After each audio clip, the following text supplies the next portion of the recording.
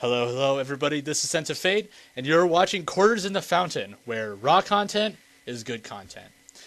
After the huge diabolical scheme that was Aliens Colonial Marines and how it did absolutely freaking terrible, another pre-order bonus game is going to be coming out in the next week, less than a week, and that would be Tomb Raider, the reboot of the franchise.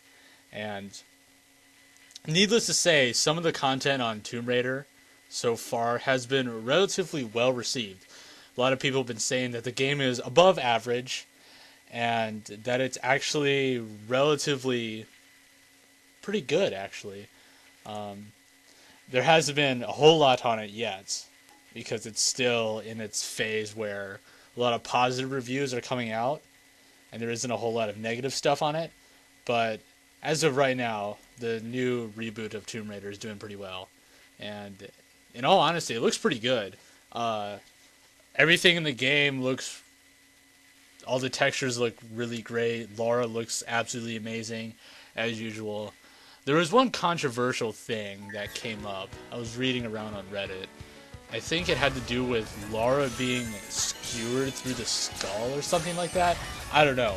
But some people were up in the air saying that it was incredibly gruesome for a Tomb Raider game. And you can take it for what it is. I mean, it's not like Lara or Tomb Raider or whoever is new to this kind of stuff. I mean, she's been jumping into spikes, swan diving off of cliffs and breaking every bone in her body for I don't even know how many years the franchise has been going. Let's say 20 years. And I mean, in all honesty, like this is nothing new for Lara. I mean, she's been experiencing this kind of stuff for a long time. So I'm not sure where all the controversy is coming from or why it's been coming up. Probably because it looks incredibly realistic as opposed to the polygon blockiness of previous Tomb Raider games, but whatever, I guess. Next thing that's on the list is that The War Z is back on Steam as of February 26, 2013.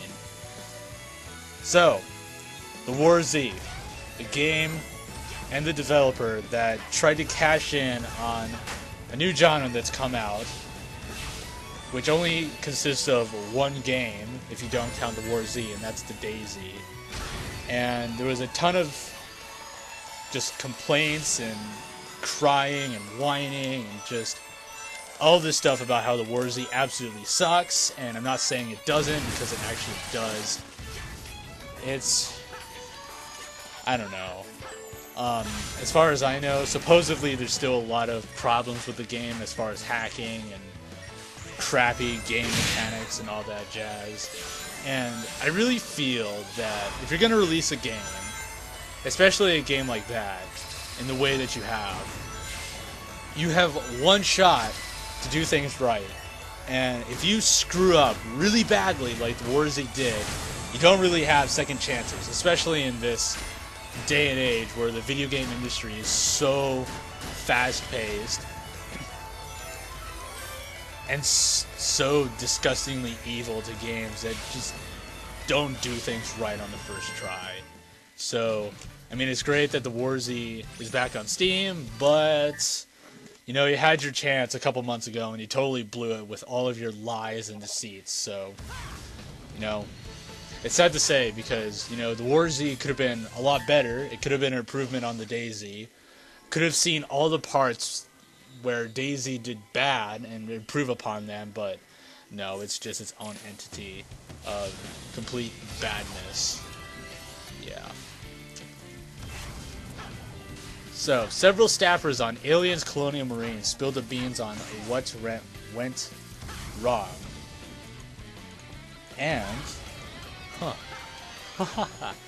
lot of the criticisms that came out for Alien Colonial Marines was that it was an absolutely terrible game that was incredibly short, way too easy.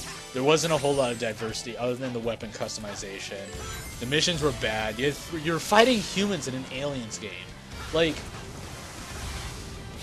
that doesn't make any sense to me. We have a perfectly fine antagonists, which are scary aliens that will kill you and are scary, and you don't like them.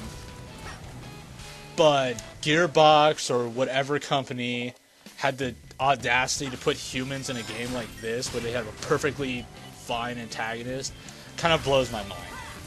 And it's just, why? Okay, so several staffers on the Colonial Marines game spilled the beans on what went wrong, and basically a lot of the what is the word I'm looking for? A lot of the ideas that came out that it was outsourced to different companies have been confirmed in quotation marks, saying that even though that the main developer for Colonial Marines was Gearbox, it was actually outsourced to the developer of Section 8 Prejudice, which, bear in mind, was a solid game for multiplayer, Timegate.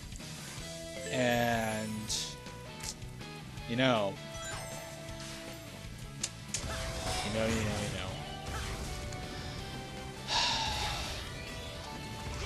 So basically what it was is that Gearbox was putting in all their time and money into Borderlands, and they're like, oh, we had this franchise, and we're just like procrastinating on it, and we're not putting in the work we want to. Hey, Timegate, come over here. Let's help us out making this game.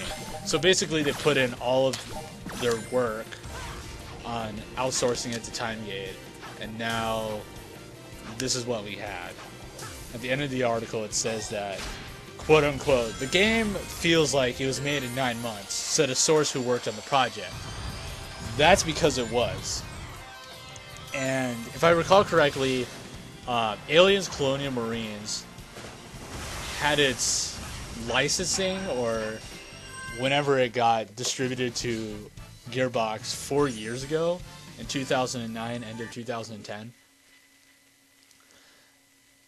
So, yeah, I guess that's kind of what happened.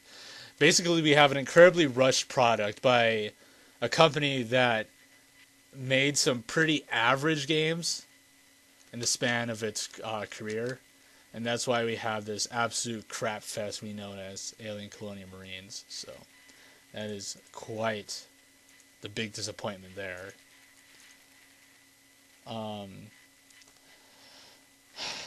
That's the 3 big things on the news that I can find today.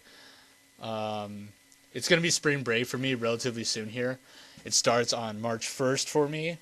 So while I'm at home, I'm going to try and do my best to just put up as many videos as I could possibly put out when I actually have a decent internet connection, because I've been procrastinating on a lot of these videos that I want to do, but I either haven't had the time, or it takes so long to upload them on YouTube at the University of South Dakota's campus, where it's just like, it's not even worth my time.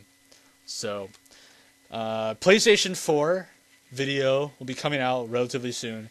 I have half of the audio recorded on that, and I'll be doing a lot of other stuff in the upcoming weeks. So, whenever this gets up, you should be expecting those things. So, this is Sense of Fate. This is Quarters in the Fountain, because raw content is good content. This is Sense of Fate, signing off.